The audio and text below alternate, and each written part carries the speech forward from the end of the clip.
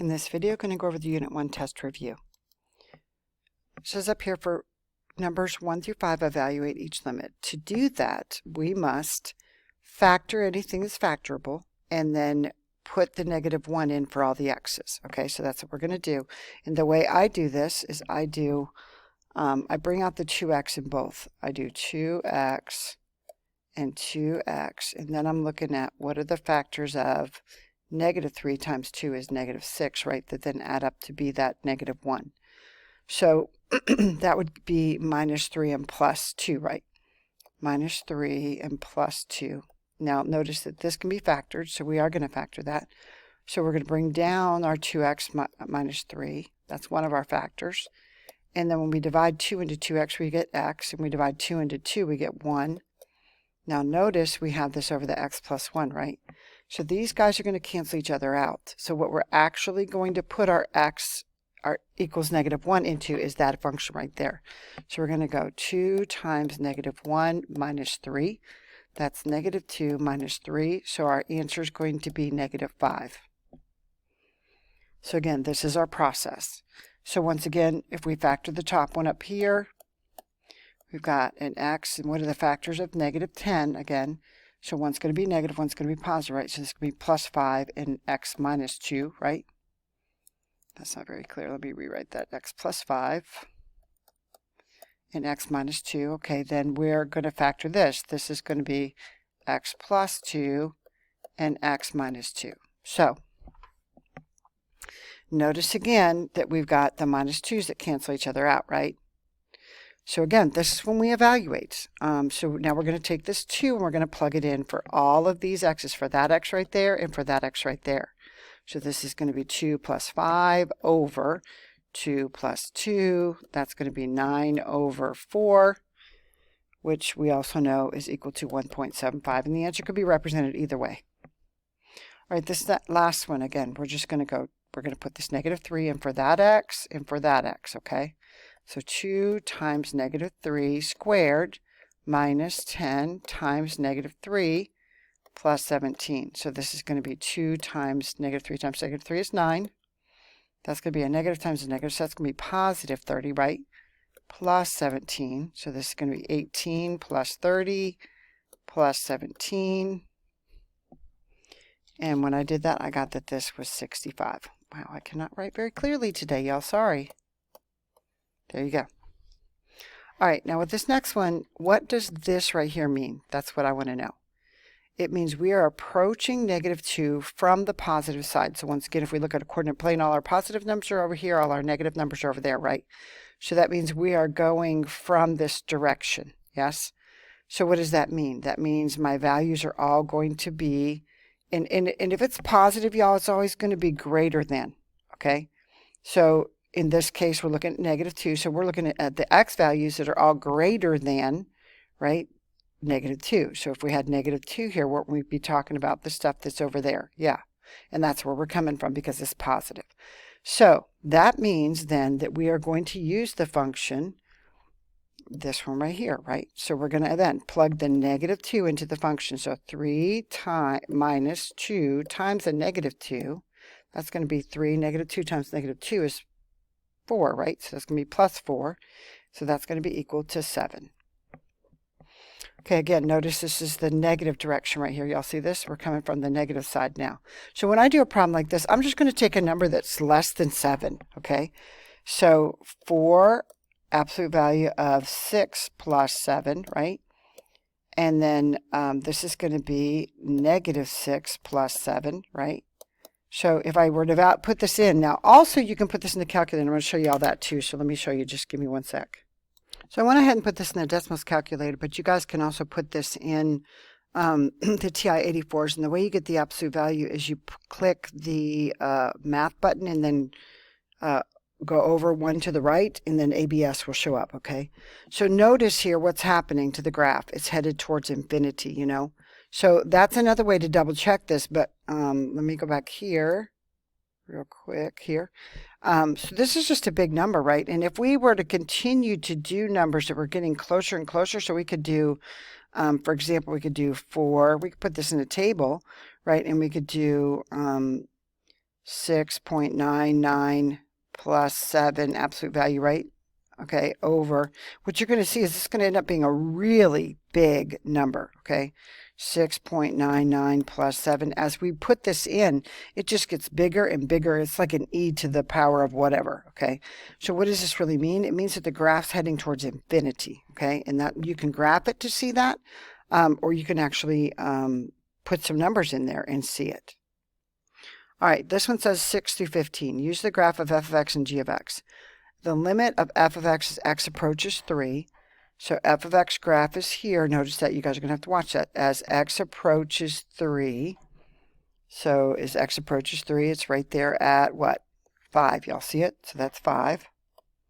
Okay, then we got the limit as g of x approaches negative infinity. So as we approach negative infinity, whoa, I wrote that really bad. Negative infinity over here, y'all. Where's the graph headed? It too is headed towards negative infinity, isn't it? Okay. Then the limit of g of x, again, we're talking about this graph over here. As x approaches 4, where are we at? As x approaches 4, and on both sides, notice it's approaching the same value, right? That's what makes it exist. So this one's 1. Okay, then f of 1. Okay, so now we're looking at f of 1. This is just, what do we get when we look at 1? So when we look at 1 right here, what do you guys notice? There's our solid dot right there, and that's at negative 2, right? Okay, so I'm going to erase some of this so we don't get confused. All right, the next one says the limit as f of x, so that's this graph right here, approaches infinity right there. Where's the graph headed again? To a negative infinity, right? Again, remember that we're always looking at y values. Okay, and when we look at g of x over here, g of x, this is this graph right here. As x approaches negative 4, as x approaches negative 4 is right here. Well, look what we see right here. What do we see? Well, 3 different values, right? So this is going to be does not exist, and it does not exist because it's a jump, okay? So does not exist. There's a jump in the graph, so there's no value. It just, but not approaching the same number from both sides, okay? So now I'm going to erase this again so we can kind of do these next ones. Now these are f of x, okay? So what we're going to do with this is we're going to do the limit. Maybe if my pen decides to write. Wow, it's kind of lagging, y'all. We're going to do the limit as x approaches negative 5 of our f of x, okay? Now what is that? So our f of x as x approaches negative 5 is right there, right? Y'all see it? That's negative 2. Now remember, what we do next is we take that and put it in again. So now we're going to do the limit as x approaches negative 2 of our f of x, right?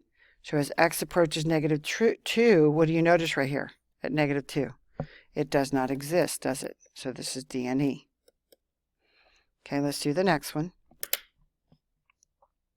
So I moved it over to a little left to this to the left. So again, we're going to do this the same way we did the last one. Okay, so we're going to do the limit.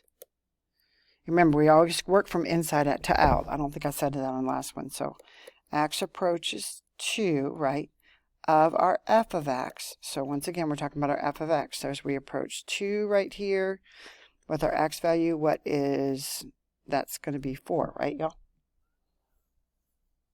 So that's equal to 4. Now remember, we're going to take that in. We're going to do the other limit. Now we're going to do the limit as x approaches 4, right, of our f of x. So as x approaches 4 right there, where's the graph going? It's also, oh, wait a minute. I did that wrong. That's supposed to be g of x. My bad, y'all. This is supposed to be g of x. G of x, right? Not another f of x. See the g right there?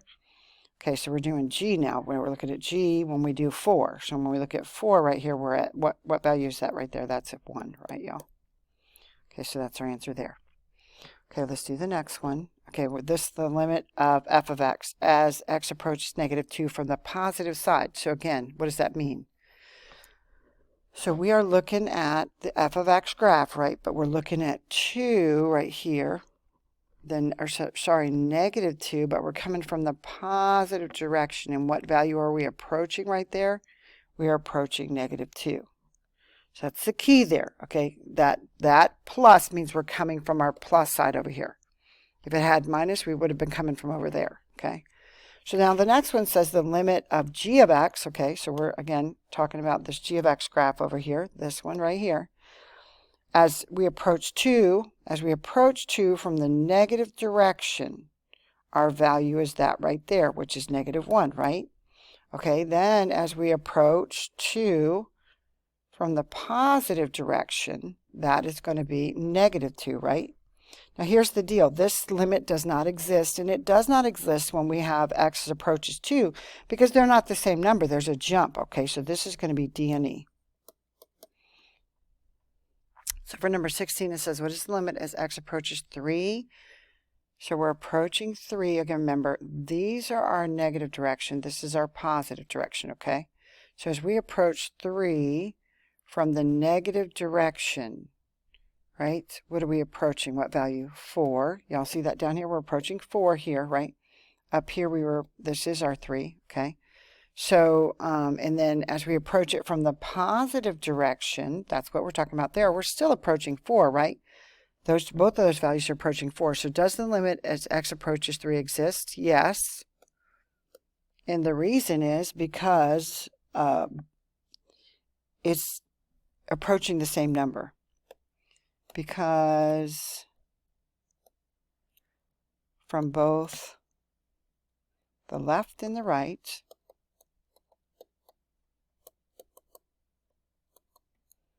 it approaches, sorry, it's not writing very well, 4, right? It approaches the same number from the left and from the right. That's why. There's no jump there, okay? So then it says, use the table to find the limit of 7 as g of 3 times g of x minus f of x plus h of 7 to the third power. Okay, so let's figure this out. So look, one of the things you really got to watch here are these parentheses. Okay, y'all see this set of parentheses right here. So that means we're going to go 3 times, what is our g of x when x approaches 3? G of x, or sorry, when x approaches 7. G of x when x approaches 7 is that 1 right there. So we're going to go 3 times 1, right? Okay, and then minus, what is f of x as x approaches 7? F of x is approaching -3. So we're going to do minus a minus 3. Okay, then we're doing plus our h of 7 cubed, right? Now watch this again. Notice here we got our parentheses here. We got our h of 7 inside there, and that's going to be cubed, right? So h of 7, this is just h of 7. Notice it's not the limit this time. It's just h of 7. Okay, because it's just a plus outside there. Notice our parentheses here. So this parenthesis and that parenthesis closing the whole thing, right? Okay, so this right here was our limit, and then our h of 7, h of 7 is this one down here, right? Okay, so that's going to be plus 2 to the third power. So that's 3, minus the minus is plus 3, right? And then plus 2 to the third is 8. So that's going to be 3 plus 3, which is 4, plus 8. Or sorry, 3 plus 3, which is 6, plus 8 is 14, right? That's equal to 14. All right, number 18. No, wait, I got to go back. 17. That was 17. Never mind. 18. It says use the given f of x and g of x limit values to answer 18 and 19. Okay, so now again, parentheses here are tricky, so you got to really watch these guys, okay? So we got a set of parentheses here, and whatever's, we're going to multiply the g of x and the f of x and the g of x and then square it, right? Okay, so let's just do that first. As x approaches -3, the limit of f of x is this one, right? Y'all see it right here? Okay, so we're going to say 6, and remember, we're going to multiply whatever these two things are multiplied by each other, times, then we got our g of x as x approaches -3. There it is. That's 1, right? Times 1, and then we're going to square that, right? So that's what we're doing for this piece, okay? Now, here's the other tricky part.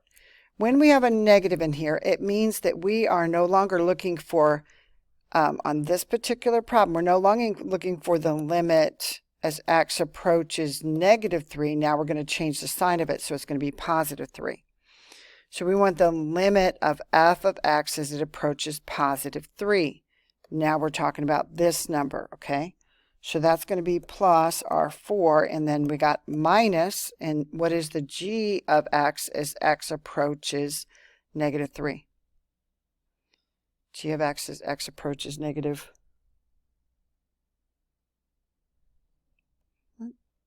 is, again, this, right? So that's going to be over 1, right? So this is now going to be what?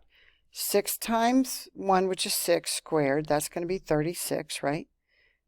Plus, no, actually, that's going to be plus a negative 4, right? So that's going to be minus 4, right? So that's going to be 36 minus 4, so that's going to be 32, okay? All right, now I'm going to erase all this so we can... So watch again. This is the limit as x approaches 3, but there's a minus right there. So it means we're going to look at the limit as x approaches negative 3 of g of x. So the limit as x approaches negative 3 of g of x is 1, right? And then we're going to subtract from that our 3 times our... Now we're looking at the limit of f of x as x approaches 3. F of x as x approaches 3 right there is 4, right? So this is going to be 3 times 4. And that's going to be 4 squared, right? See this right here? See that squared? Yeah. So that's what we're looking at. So this is going to be 3 minus... Sorry, 1. What am I doing? 1 minus our 3, and then times 16, yes? So that's going to be 1 minus 48. So this is going to be minus 47. All right, the next one says identify the 4 different x values and types of discontinuity in the graph of f of x. So I noticed one right here. So x equals 7. Sorry, negative 7. And isn't that a jump? Okay, the next one I notice is right there at negative 1. Y'all see that one? So I see x equals negative 1, and this one is removable. Remember, it's not called... It could be great if I could spell, right? Removable. Because it's a hole, right? Okay, I think I see another one right there, another hole. You'll see that? So another one, we have another one at x equals 3. That's another removable. And then our last one is right here at 7, right? X equals 7. And that one's infinite, right? Or infinity. Because it's headed towards infinity, right? Okay. This one says identify the x value for which the function is discontinuous. Okay. So once again, we're going to have to factor, right? So let's just talk about this. What are the factors of 10 that add up to be negative 7? So that would be x plus 2 and x... Sorry, not plus, minus. X minus 2 and x minus 5, because negative times a negative is positive, right? So then we got our x minus 5 down here, right? Now, when these go away, this is a whole, right? Now, that means when I do x minus 5 equals 0, that means x equals 5, right? That's going to be where my where it's discontinuous, and this is going to be a removable, right?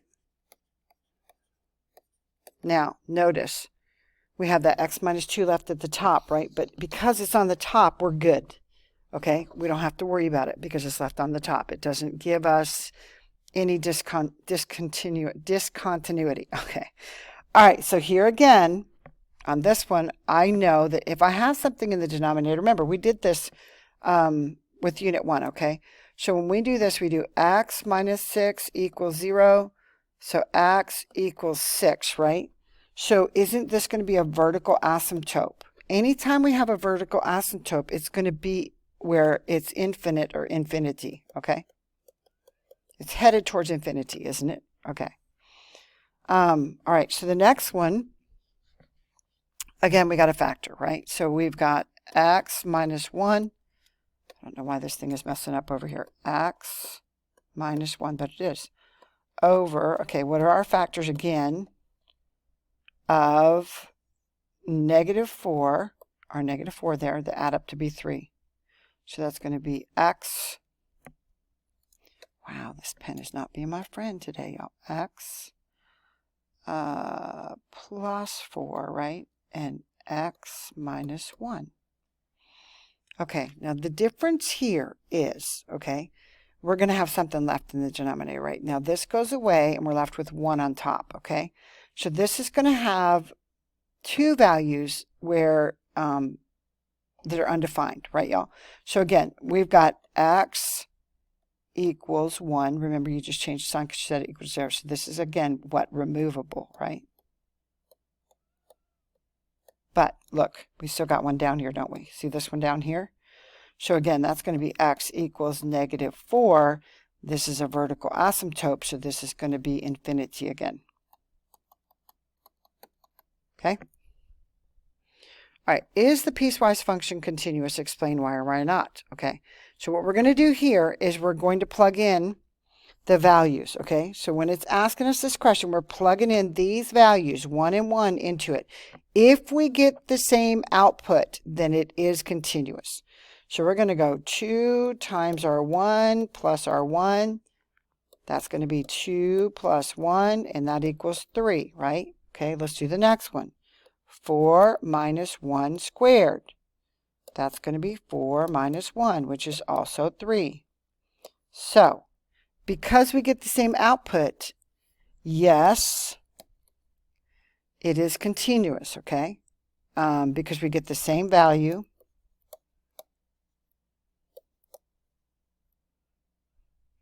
If I could type, or write, it would be for f of x.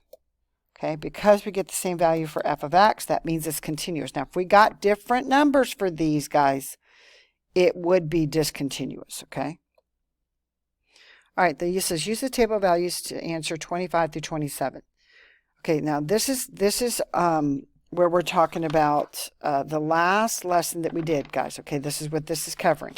So this is the intermediate value theorem that we are using here. So this is what's the minimum key phrase, minimum number of zeros G must have on the interval between 0 and 50. So we're talking about all the values in here.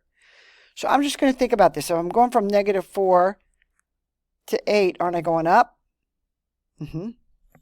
Okay, and now if I'm going from 8 to 20, I'm staying up, right? I'm 20 to 11, I'm staying up. If I go from 11 to -15, I'm going back down, right? So I went up here to 8, and then I went back down to -15. So this would have a minimum of 2 zeros. Now, it might have more than that, but it's going to have a minimum of 2.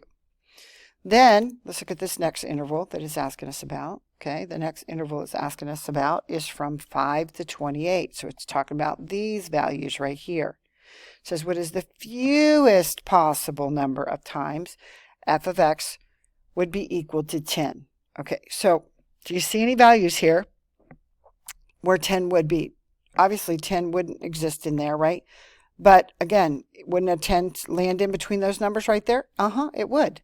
So this would be 1. Again, it's the fewest number of times. It could account for more, but it's, on this particular interval, yeah, that's what it's talking about, okay? So now the next one is on the interval between 28 and 50. So now we're talking about, see if I can pick a different color just to get you guys some. 28 to 50 right there. Must there be a value of x for which g of x is equal to -10? Must there be a value? Must there be a value? Again, what are we looking at? If we're going from 11 up here to -15 down here, isn't -10 in between there? It is. Okay, so the answer is yes. And the reason is because -10 is between -15 and 11. That's our reason, okay? All right, here's the last 3. Let me see if I can move these down a little bit. Maybe, let me grab it. Okay, there we go. It says use the graph for 28 through 30.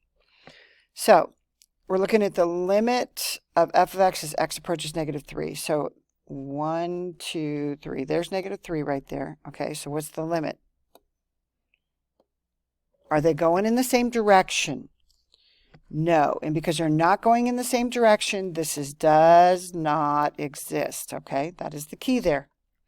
All right, the next one says the limit of f of x as x approaches -infinity. So -infinity is over here. What are we approaching right here? What y value is that, y'all? Isn't that 1? It is. Okay.